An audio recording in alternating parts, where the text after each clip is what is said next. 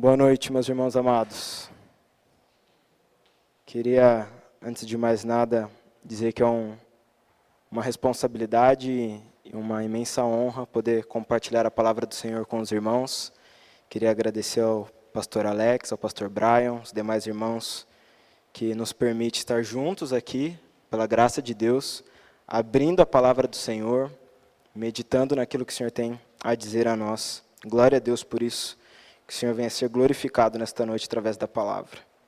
Eu te convido dessa forma a abrir sua Bíblia no Salmo 8. Salmo 8, Salmo de Davi. Se você estiver usando uma das Bíblias de capa preta, se encontra na página 417.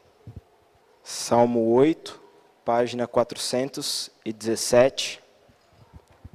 Assim diz a palavra do Senhor. Para o mestre de música, de acordo com a melodia aos lagares, salmo davídico. Senhor, Senhor nosso, como é majestoso o teu nome em toda a terra. Tu, cuja glória é cantada nos céus, dos lábios das crianças e dos recém-nascidos, firmaste o teu nome como fortaleza, por causa dos teus adversários, para silenciar o inimigo que busca vingança.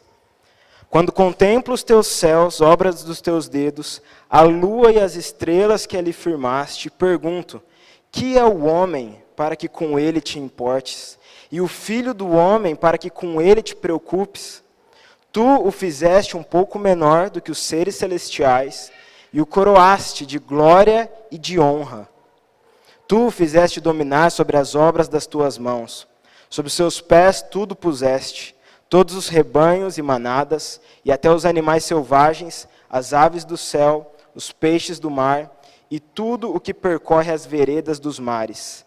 Senhor, Senhor nosso, como é majestoso o teu nome em toda a terra. Amém. Vamos orar? Senhor, Senhor que é soberano, Senhor que é o Deus Criador, Senhor que enviou o seu Filho, nos resgatou e pela sua soberana providência nos permitiu hoje estarmos aqui reunidos. Ao Senhor toda a glória. Que o Senhor, através do teu Espírito, Pai, graciosamente, venha abrir os nossos corações, os nossos olhos, para que a gente possa contemplar a beleza da tua palavra. Para que a gente possa contemplar o Senhor revelado na tua Escritura. Sabemos que não merecemos, isso não vem de nós, mas pela tua graça, através do teu Filho amado Jesus Cristo, que nós oramos e pedimos ao Senhor. Amém. Meus irmãos, aqui estamos nós, o último culto da Igreja Batista Jardim Minnesota no ano de 2020. O pastor já falou um pouco a respeito desse ano, na abertura, na oração, usando as palavras dele. Talvez foi um dos anos mais difíceis e diferentes que a gente viveu, pelo menos nas últimas décadas. Eu sou novo, nunca tinha vivido tal experiência de um ano tão diferente, uma adversidade que assolou o mundo de uma forma tão geral. E chega essa fase do ano, naturalmente, se fosse um ano totalmente diferente, aconteceria a mesma coisa. Chega no fim do ano, as pessoas começam a meditar como foi o ano, fazer a sua própria retrospectiva, enquanto os canais de TV também fazem a deles. E a gente começa a pensar como foi o ano, a gente começa a colocar expectativas no ano que está por vir. E as pessoas chegam a essa época de forma diferente. Cada um chega com um sentimento de acordo com aquilo que viveu no seu próprio ano. É natural que mesmo nós aqui que compartilhamos da mesma fé, podemos hoje estar aqui com o coração, um sentimento diferente um do outro, de acordo com o que você, com o que eu vivemos no nosso ano. Mas uma coisa que a gente pode fazer juntos, independente de como foi o meu ano e o seu ano, é pela graça de Deus, abrir a palavra dele, pela graça do Senhor, colocar o nosso coração diante dele, e pela sua palavra nos orientarmos de como podemos e devemos nos achegar a esse fim de ano. Como podemos e nos devemos colocar o nosso coração e as nossas expectativas para o ano que está por vir. A palavra do Senhor une a nossa fé em Cristo Jesus. E é esse, se o Senhor assim permitir, o meu desejo com que a gente faça hoje. A gente olhe para o Salmo 8, para o Salmo que Davi escreveu inspirado pelo próprio Deus, e que a gente possa meditar como o nosso coração deve e pode estar em um final de ano como o ano que nós vivemos. Que o Senhor nos dê graça para isso. Mas antes de iniciar a meditação no Salmo, eu gostaria de falar com as crianças que estão aqui hoje. Cadê as crianças? Duas aqui. Alguns estão levantando a mão, acho que já passou um pouco, mas criança.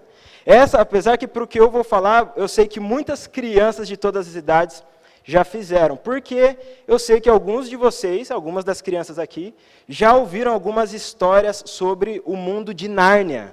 Estou certo? Sobre o grande leão e poderoso rei de Nárnia, Aslan. Mas eu não sei se vocês, todos nós, já ouviu alguns trechos de como Nárnia foi criado, como foi a criação de Nárnia. E eu gostaria de ler aqui com os irmãos rapidamente trechos curtos de como o autor das Crônicas de Nárnia, C.S. Lewis, descreve a criação do mundo de Nárnia. No escuro, finalmente, alguma coisa começava a acontecer. Uma voz cantava. Muito longe, nem mesmo era possível precisar a direção de onde vinha. Parecia vir de todas as direções. O canto não tinha palavras, nem chegava a ser um canto.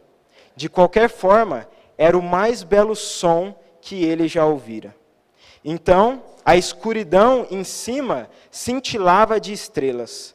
Elas não chegavam devagar, uma por uma, como fazem nas noites de verão. Um momento antes, nada havia lá em cima, só escuridão. Num segundo, milhares e milhares de pontos de luz saltaram. Estrelas isoladas, constelações, planetas, muito mais reluzentes e maiores do que em nosso mundo. O céu do Oriente passou de branco para rosa e de rosa para dourado. A voz subiu, até que todo o ar vibrou com ela. E quando atingiu o mais potente e glorioso som que já havia produzido, o sol nasceu. A terra tinha muitas cores, cores novas, quentes e brilhantes, que faziam a gente exaltar, até que se visse o próprio cantor. Então, todo o resto seria esquecido. Quando C.S. Lewis retrata a criação do mundo de Nárnia, não coincidentemente, de forma intencional, ele fala de um lugar onde era escuridão, onde não havia nada, e através da voz, que por uma canção, cria todas as coisas, e a luz então começa a existir em meio à escuridão.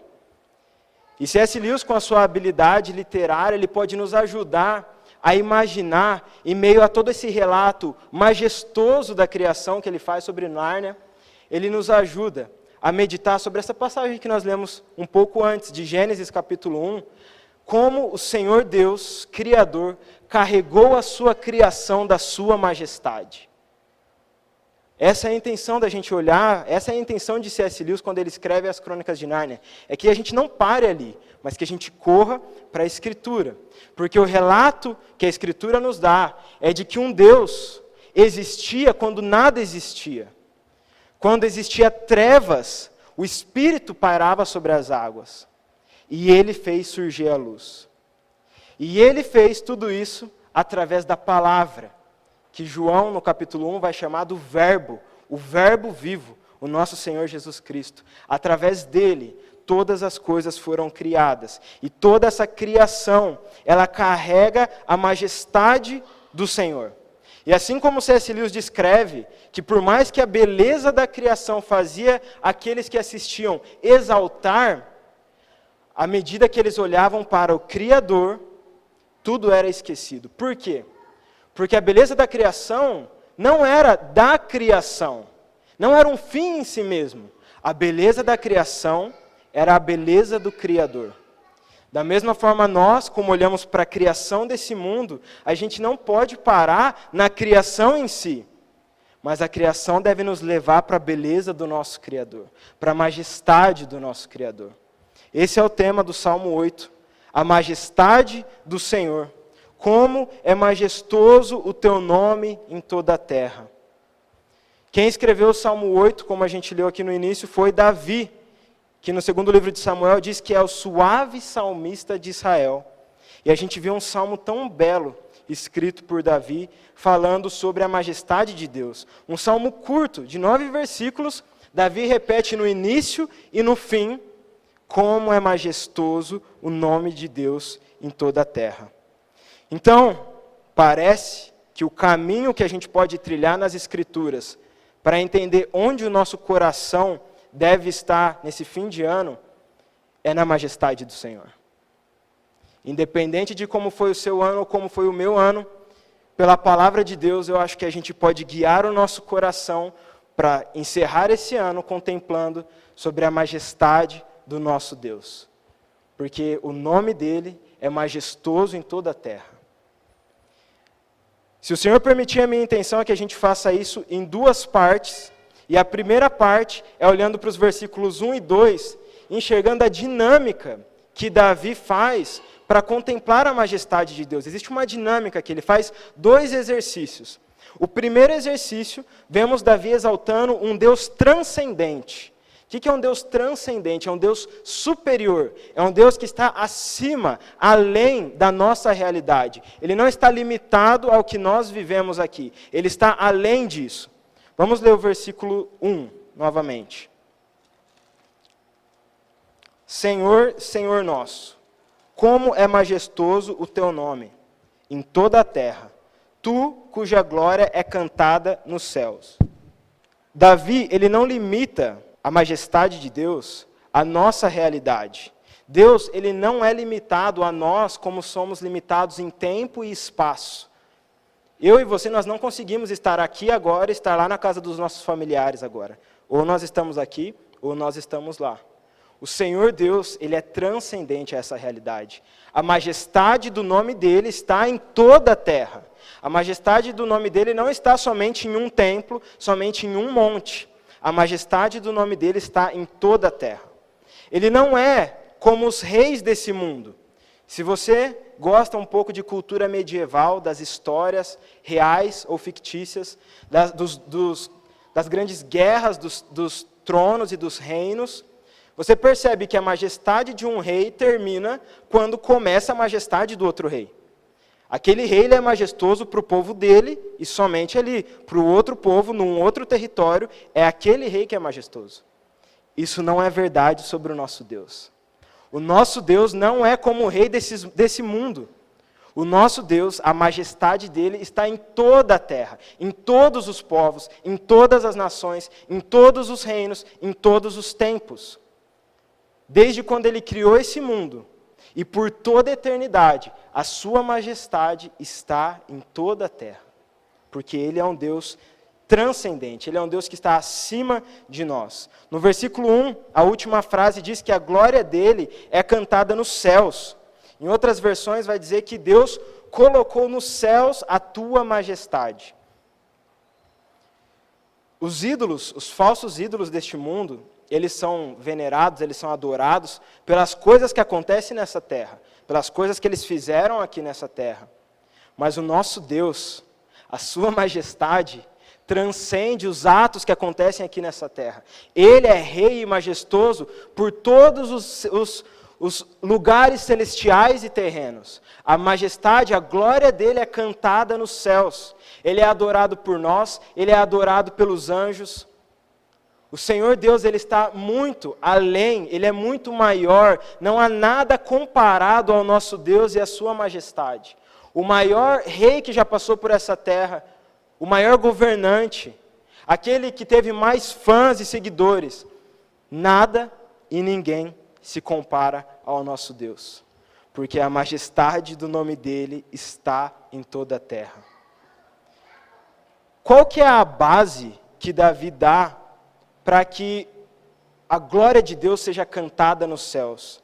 Qual que é a base que Davi dá para que a majestade de Deus esteja nos céus? Por que Davi está contemplando e está vislumbrando a majestade? Aonde que isso está assentado? A majestade de Deus, como Davi fala, está no nome dele. O que Davi quer dizer com isso? Por que Davi fala, como é majestoso o teu nome? Por que Davi não fala simplesmente, o Senhor é majestoso, a sua majestade? Davi fala, majestoso é o teu nome. No contexto bíblico, talvez especialmente no Antigo Testamento, os nomes, eles carregam um significado muito grande. As pessoas eram chamadas por aquilo que revelava quem elas eram. Tanto que assim a gente vê o próprio Deus mudando o nome de vários personagens bíblicos conforme a história caminhava. E chegou um dia onde Deus chamou um homem chamado Moisés para libertar o povo dele que estava em escravidão. E Moisés então faz a seguinte indagação a Deus. Quando eu chegar diante dos israelitas e lhe disser, o Deus dos seus antepassados me enviou a vocês, e eles me perguntarem, qual é o nome dele? Que lhes direi? Disse Deus a Moisés, eu sou o que sou. É isto que você dirá aos israelitas. O eu sou me enviou a vocês. Quando Deus é indagado sobre qual é o nome dele, a resposta que ele revela até então não era revelado o nome de Deus. A resposta que ele revela ao seu povo escolhido é que ele é o eu sou. E quando então nós falamos do nome de Deus, quando Davi está falando que o seu nome é majestoso, Davi está falando sobre quem Deus é, sobre o caráter de Deus. A majestade de Deus está em quem Ele é. Ele é majestoso porque Ele é o eu sou. Quando nós falamos então sobre a majestade de Deus, quando Davi está meditando sobre a majestade de Deus, ele está tendo em vista quem é esse Deus a quem ele está contemplando. O eu sou, aquele que existia quando nada existia. Ele é o único que é. Todos nós existimos, a própria existência. Ela só existe porque Deus é. É Deus que sustenta a própria existência. Se Deus não sustentar a minha vida, a sua e tudo isso que a gente enxerga e conhece como existência, nada fica de pé. Porque o Senhor, Ele é. E Ele sustenta a própria existência. Então, quando a gente fala que o nome dEle é majestoso, a gente está tendo em mente quem Deus é. E essa expressão, eu sou, ela traz um significado muito grande no Antigo Testamento, porque se remete às alianças que Deus tinha feito com o seu povo. A gente acabou de ver que essa questão de Moisés, mas desde Adão, a gente começa a perceber que Deus tinha uma aliança, que Ele ia salvar um povo para si. E Ele chama Abraão, então vem Moisés e todos os outros patriarcas, Jacó, José, vem antes Noé, tantos que vão passando pela história e Deus vai mostrando a sua aliança cada vez mais clara. Então, quando Davi está falando sobre o eu sou, sobre o Senhor, que tem um nome majestoso, ele está tendo em mente todas as promessas de que aquele Deus prometeu cumprir no teu povo. Eu sou, em hebraico, a gente usa no português a expressão Jeová. Jeová é eu sou, como se fosse em português. Porque os israelitas, a reverência que eles tinham diante de Deus era tão grande que eles preferiam evitar chamar o Senhor Deus pelo nome qual Ele se revelou. Então eles buscaram chamar Deus de Senhor, que no hebraico é Adonai. Em português, os tradutores da Bíblia em português seguiram essa tradição e não colocam então na Bíblia, na maioria das versões e traduções, o nome Jeová. Como que a Bíblia coloca? Se você olhar aí no versículo 1, tem Senhor em letra maiúscula, todo ele em letra maiúscula, e depois Nosso Senhor, com só o S maiúsculo e as restantes da letra minúscula. Porque quando a Bíblia trata Senhor com letra maiúscula, está falando do nome de Deus. Jeová, o eu sou. E quando é Senhor com as demais letras minúsculas, está se referindo então ao seu atributo de soberano, de mestre. Então, por que tudo isso é importante? Porque é sobre isso que Davi está fundamentando a majestade de Deus. A majestade de Deus, ela está em quem Deus é. E se nós queremos encerrar o nosso ano meditando na majestade de Deus, nós precisamos nos certificar de que nós sabemos de que Deus nós estamos falando. Quem é o Deus, quando você estava cantando aqui, que Ele é soberano e que Ele reina sobre o trono? O seu coração está certo de quem é esse Deus? Porque o coração de Davi estava certo. No Salmo 8, ele fala que é o nome de Deus que é majestoso, e ele cita o nome de Deus. Ele deixa claro que o Deus em quem ele estava contemplando a majestade era o Deus de Israel. Era o Deus que tinha se revelado e que tinha feito a promessa que livraria e salvaria o seu povo. E assim hoje nós, se queremos então meditar em quem, na majestade de Deus, nós precisamos nos lembrar de quem Deus é. Esse é o primeiro aspecto, então, de que era um Deus soberano, um Deus transcendente. Essa é a majestade de Deus. Mas, no próprio versículo 1, Davi ele não para aí, ele não está olhando para um objeto distante dele, como se estivesse numa caixa, e ele estivesse analisando. Ele está olhando para um ser soberano, que é soberano e majestoso, mas que é pessoal, que está perto. E é por isso que ele fala, no versículo 1, Senhor, Senhor nosso. Davi ele não para na meditação de um Deus transcendente, mas esse Deus que é transcendente, ele veio até nós, ele vem até nós, ele é pessoal. Davi se lembra das promessas que ele fez para o povo de Israel, e lembra que eu posso chamar ele de meu Deus, porque ele disse isso. No próprio livro de Êxodo, Deus fala para Moisés, eu os farei meu povo, e serei o Deus de vocês. Êxodo capítulo 6, versículo 7. Então Davi não está fazendo algo novo aqui, não é nada novo. Ele está se lembrando das promessas de Deus, que prometeu ser o Deus daquele povo. E então ele fala, o Senhor nosso, o Deus que é grande e majestoso, é o nosso Deus, é esse Deus que eu estou contemplando a majestade. E no versículo 2 ele dá mais um nível de pessoalidade. Salmo 8, versículo 2. Dos lábios das crianças e dos recém-nascidos, firmaste o teu nome como fortaleza, por causa dos teus adversários, para silenciar o inimigo que busca vingança.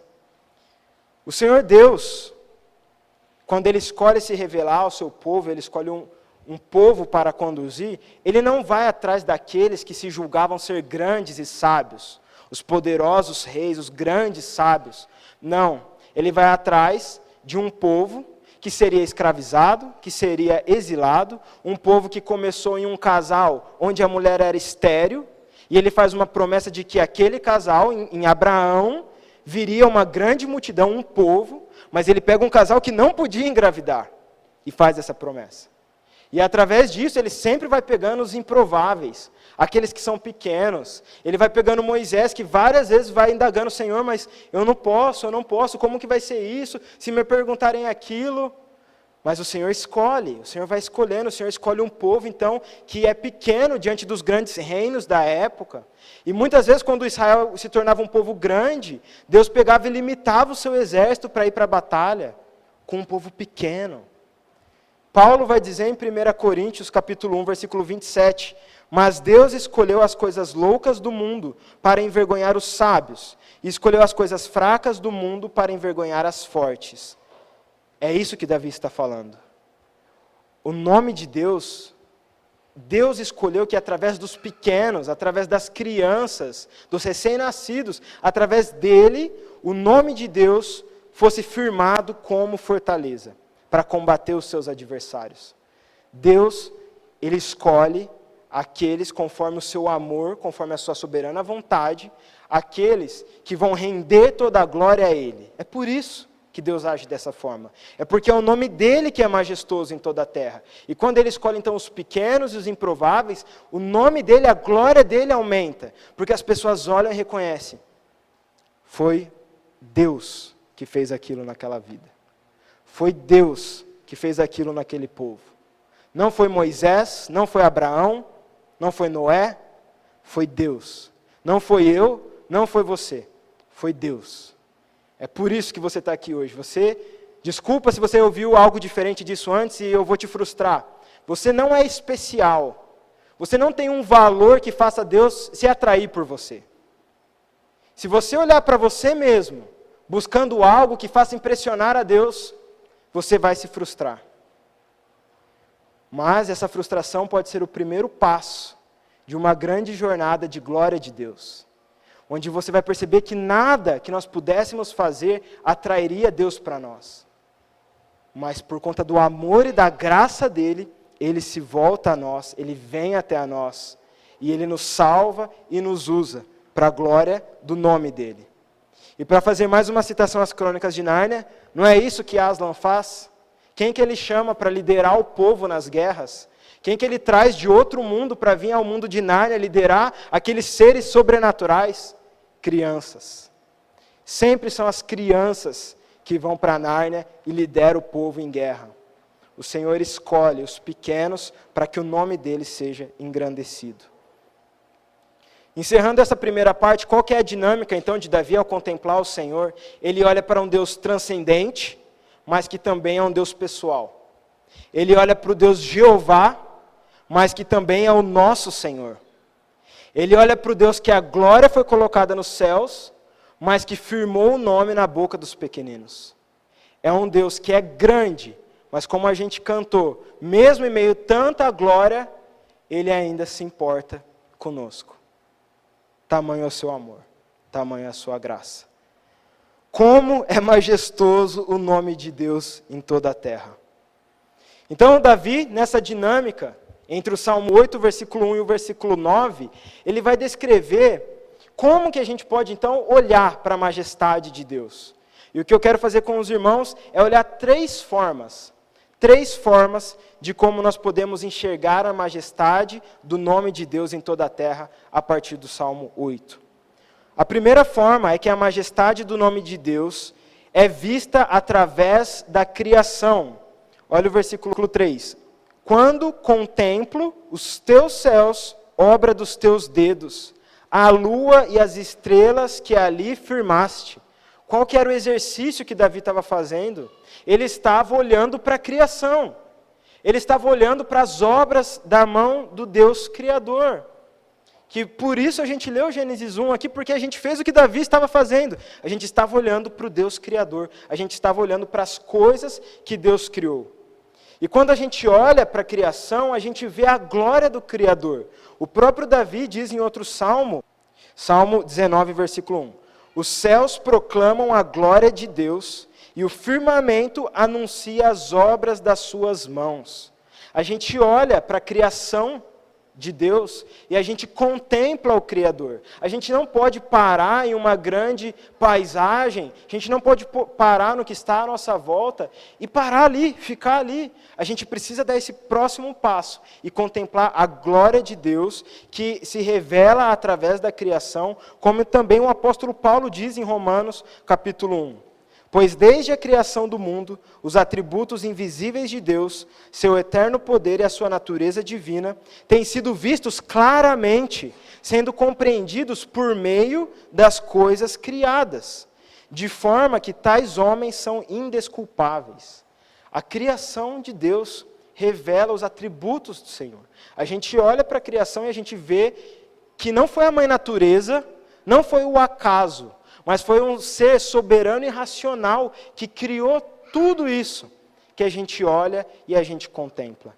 De forma que todos são indesculpáveis. Ninguém pode falar que não soube, que não viu o Senhor. O Senhor se revela através da sua criação. A sua glória está diante de nós. Então, isso deve nos levar a um exercício intencional.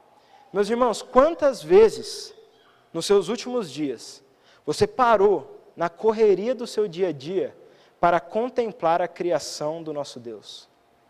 Quantas vezes você parou as inúmeras atividades que você tinha para fazer e simplesmente olhou para os céus, para as plantas, para os animais, para a beleza de como a natureza funciona diante da soberania de Deus?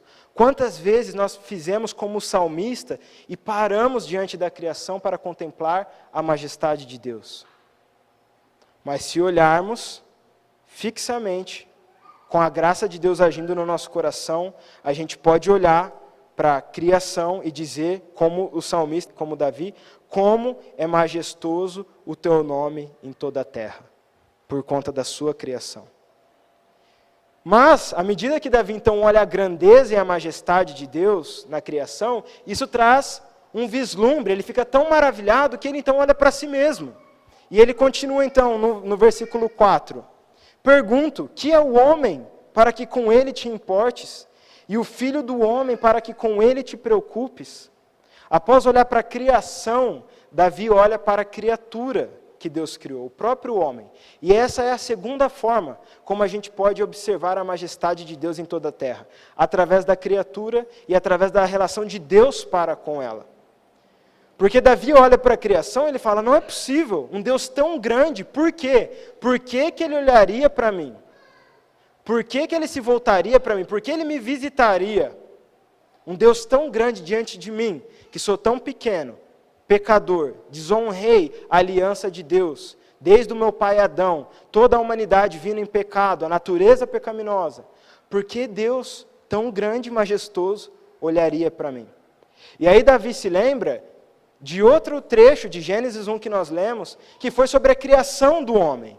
Ele fala no versículo 5, Tu o fizeste um pouco menor do que os seres celestiais, e o coroaste de glória e de honra. Qual foi a glória e a honra que Deus criou o homem? Qual é essa coroa? Versículo 6. Tu o fizeste dominar sobre as obras das tuas mãos. Sob os seus pés tudo puseste. Todos os rebanhos e manadas e até os animais selvagens, as aves do céu, os peixes do mar e tudo que percorre as veredas dos mares. Davi se lembra que mesmo o homem, sendo nós pequenos como somos, Deus, pela sua infinita graça, quando Ele criou essa estrutura da vida, Ele colocou o homem em uma posição especial. O homem ele não é como um ser celestial, mas Deus o coroou com a sua própria imagem e semelhança. E qual é uma das formas que isso é visto? Através do domínio que Ele concede ao homem sobre toda a criação. Deus designa ao homem que ele dominasse sobre todos os seres. Deus cria todas as coisas e cria o homem e fala, agora você vai dominar sobre isso. Nós lemos Gênesis capítulo 1, versículo 26. Façamos o ser humano à nossa imagem, conforme a nossa semelhança. Tenha ele domínio sobre os peixes do mar, sobre as aves dos céus, sobre os animais domésticos, sobre toda a terra e sobre todos os animais que rastejam pela terra. O homem, ele foi colocado acima da criação, mas ele não foi colocado nessa posição pela sua própria autonomia, porque ele era poderoso para dominar. O homem domina sobre a criação por conta do nome de Deus que é majestoso, porque Deus coloca a criação sujeita ao homem. Não é o homem que sujeita a criação porque nós temos forças, porque nós somos poderosos em nós mesmos. Não, Deus, por conta da sua majestade, sujeita a criação diante do homem. Num ato gracioso, de que nós não merecíamos. Deus sabia o que estaria por vir. Sabia da queda de Adão. Sabia de cada pecado, meu e seu. Mas pela sua graça e a sua soberana vontade, o seu plano de redenção, Ele coloca o homem nessa posição. E isso faz com que Davi diga, como é majestoso o nome de Deus em toda a terra. Porque Ele foi gracioso para comigo. Eu não merecia, o que eu merecia era o contrário. Mas Deus sujeitou a criação sobre nós. Deus colocou a criação sob o domínio do homem de acordo da sua soberana vontade. O homem era representante da glória divina na criação. Era Deus quem era o dono. O homem cuidava para Deus. O homem cuida, esse é o nosso chamado até hoje. Cuidar da criação para o nosso Deus Criador. Mas a narrativa de Gênesis não termina ali no capítulo 2, versículo 3 que nós lemos. Se a gente seguir até o capítulo 3, a gente percebe que a postura do homem foi totalmente contrária à orientação de Deus. O homem não dominou sobre a criação de acordo à vontade de Deus. O homem escolheu a independência. O homem abraçou o pecado, a rebeldia contra o Senhor.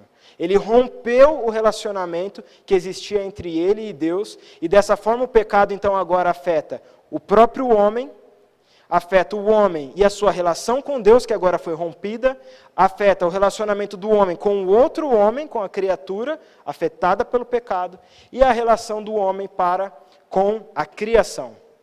E por isso hoje nós temos tantos problemas com a natureza e com tudo que acontece, porque o pecado afetou a nossa relação com a criação. E essa seria uma má notícia, se ela terminasse ali. Essa não seria uma forma boa da gente encerrar o culto essa noite, ir para nossas casas sabendo que nós estamos, por natureza, rebeldes contra o Senhor, quebramos a aliança e a relação que Ele estabeleceu entre nós e a criação. Mas, a própria palavra de Deus, para esse mesmo texto que nós estamos lendo, traz uma esperança para a humanidade. Abre lá comigo, por favor, em Hebreus. Hebreus capítulo 2, do versículo 5 até o versículo 10. O Senhor nosso Deus deu inspiração divina para o autor da carta aos Hebreus interpretar o Salmo 8. E essa é a terceira forma como a gente pode enxergar a majestade do nome de Deus em toda a terra. Hebreus 2, versículo 5. Não foi a anjos que ele sujeitou o mundo que há de vir, a respeito do qual estamos falando. Mas alguém em certo lugar testemunhou dizendo, que é o homem para que com ele te importes, e o filho do homem para que com ele te preocupes? Tu o fizeste um pouco menor do que os anjos, e o coroaste de glória e de honra. Tudo sujeitaste debaixo dos seus pés. Ao lhe sujeitar todas as coisas, nada deixou o que não lhe estivesse sujeito. Agora, porém, ainda não vemos que todas as coisas lhe estejam sujeitas. Vemos, todavia, aquele que por um pouco foi feito menor do que os anjos, Jesus, coroado de honra e de glória, por ter sofrido a morte, para que pela graça de Deus, em favor de todos, experimentasse a morte. Ao levar muitos filhos à glória, convinha que Deus, por causa de quem e por meio de quem tudo existe, tornasse perfeito, mediante o sofrimento, o autor da salvação deles. O Salmo 8, meus irmãos, diante da nossa realidade de pecadores, rebeldes contra o Deus Criador que estabeleceu uma relação com a criação, ele foi interpretado pelo autor de Hebreus e ele foi aplicado ao nosso Senhor Jesus. Porque o Senhor Jesus, que era o Deus transcendente, que era a palavra e o verbo, ele se fez carne. Ele assumiu essa existência, essa realidade limitada que nós vivemos. Por conta disso, ele assumiu essa natureza que o salmista descreve como menor do que a dos anjos. Como homem, 100% homem, Jesus era como nós. Ele viveu como nós. Mas, diferente de nós, ele não pecou. Diferente de Adão, ele não se rebelou contra o Senhor. Ele veio e cumpriu o chamado de domínio sobre todas as coisas. Ele inaugurou o reino de Deus, qual a gente verá a plenitude um dia. Ele inaugurou quando ele estava aqui nesta terra. Ele tinha poder sobre as enfermidades, ele tinha poder sobre os seres celestiais, ele tinha poder sobre a própria natureza. O Senhor Jesus é o cumprimento do Salmo 8. O Senhor Jesus é em quem vemos a majestade do nome de Deus em toda a terra. Essa é a terceira forma, e é a forma na qual as duas primeiras culminam, no próprio Senhor Jesus Cristo. Se nós não enxergamos Cristo, se nós não vemos a majestade de Cristo em toda a terra, nós não vamos enxergar a majestade da criação. Se nós não estamos em Cristo, nós não vamos ver a majestade de Deus na criatura. Porque é só em Cristo que os nossos olhos são abertos para a glória de Deus. É-vos necessário nascer de novo. Porque a luz veio ao mundo, mas o mundo preferiu as trevas. Mas o Senhor, na sua misericórdia, Ele vai até aqueles que Ele de antemão conheceu, predestinou, e abre os olhos, faz as escamas caírem. Ele quebra aquele coração de pedra que se rebela e rejeita o Senhor. E Ele mostra a beleza da majestade em Cristo. A beleza da majestade do nome de Deus em toda a terra é vista através de Cristo. Davi, quando ele fala Senhor Jeová, ele confiava na promessa que Deus tinha de um Salvador. Por isso ele olhava e contemplava a majestade de Deus. Nós confiamos no cumprimento da promessa. O Salvador não há de vir para nos salvar. Ele veio e nos salvou. E nos buscará para a glória do nome dele. Através de Cristo, nós vemos a majestade de Deus em toda a terra. Olha o que o autor de Hebreus diz no começo da carta, capítulo 1, do versículo 1 ao 4. Há muito tempo, Deus falou muitas vezes e de várias maneiras aos nossos antepassados por meio dos profetas. Mas nestes últimos dias, falou-nos por meio do Filho, a quem constituiu o herdeiro de todas as coisas, e por meio de quem fez o universo. O Filho é o resplendor da glória de Deus e a expressão exata do seu ser, sustentando todas as coisas por sua palavra poderosa. Depois de ter realizado a purificação dos pecados, ele se assentou à direita da majestade nas alturas, tornando-se tão superior aos anjos, quanto ao nome que herdou é superior ao deles. O Senhor Jesus é a própria majestade do nome de Deus. Ele é a palavra, Ele é o Deus que encarnou. E olhando para Cristo, estando em Cristo, podemos encerrar um ano que para muitos foi trágico, foi difícil, foi diferente, foi atípico. Seja qual for o nome, o adjetivo que você queira dar para o seu ano. Se você está em Cristo, você pode finalizar este ano contemplando a majestade do nome de Deus em toda a terra. Você pode terminar esse ano, assim como Davi dizendo, Senhor, Senhor nosso, como é majestoso o teu nome em toda a terra. O Senhor Jesus, meus irmãos, Ele reina. Ele está sentado no trono, reinando. Independente se você concorda com isso ou não, se você abraça isso ou se você rebela contra isso, o Senhor Jesus é fato que Ele reina. Mas a forma como isso te atinge pode ser diferente. A majestade do Senhor Jesus, ela pode ser, como nós cantamos, uma porta graciosa te abrindo a te convidar a exultar a Ele. Pode ser um chamado para você vir e adorar o Senhor. Ou pode ser, como todos aqueles que viram o Senhor Jesus crucificado, escrito que Ele era o Rei, mesmo que a intenção deles foi ofender o Senhor Jesus, mas estava escrito que Ele era o Rei. Você pode ser como aqueles que se rebelaram contra Jesus. E a realidade, o destino desses é a condenação eterna. Mas você pode ser aquele pequeno e improvável ladrão que estava sendo crucificado justamente pelo que ele tinha feito, diferente de Cristo, que foi crucificado injustamente, mas aquele ladrão, talvez o mais improvável diante dos mestres da lei, que estava olhando ali para Cristo. Ele enxergou o Rei dos Judeus crucificado. Ele teve os olhos abertos para mesmo o Senhor Jesus, sem apresentar nenhuma beleza no seu corpo ensanguentado e todo ferido. Ele teve os olhos abertos para a majestade de Deus. Eu te convido, meu irmão, a encerrar esse ano. Eu não estou desconsiderando o sofrimento que você pode ter passado, pessoas que você pode ter perdido, dificuldades que você pode ter enfrentado.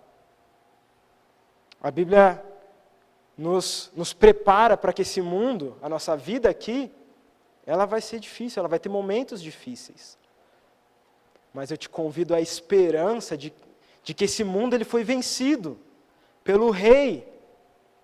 Eu te convido, eu chamo você que nós juntos, diante da palavra do Senhor, diante do Salmo 8, nós possamos encerrar esse ano olhando para o Senhor, olhando para o nosso Rei Jesus Cristo, que domina sobre todos e sobre todas as coisas.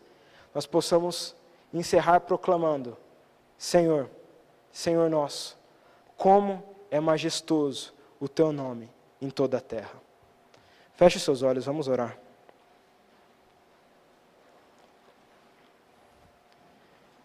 Senhor, queremos nos achegar a Ti, ó Pai, através de Cristo. Porque é somente através dele que podemos contemplar, ó Pai, a Tua majestade. Essa majestade que está presente na criação, essa majestade que está presente no Seu amor sobre as criaturas, essa majestade que é descortinada diante dos nossos olhos através do nosso Rei, Senhor Jesus Cristo. Nós queremos olhar para tudo, Pai, queremos olhar para todos os nossos lados, queremos olhar, ó Pai, para as situações difíceis que aconteceram esse ano, para as alegrias que aconteceram esse ano, queremos olhar, Senhor, para a Tua palavra e colocar o nosso coração ali, descansando, de que o Senhor é Rei, de que as coisas podem fugir do controle das mãos dos homens, mas nada foge do Seu governo eterno. Nos ajude, Pai, nos ajude a iniciar mais um ano, com os nossos ídolos derrubados, ó Pai.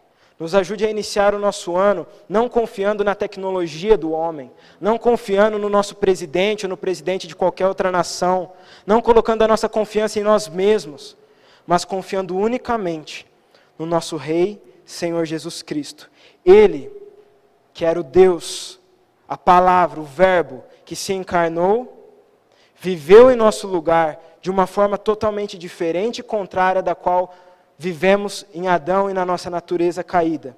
Ele nos regenera através do Teu Espírito para viver uma vida para a Tua glória. É no nome dEle, Pai, que nós pedimos a Sua ajuda, confiamos no Senhor e descansamos no Senhor. Amém.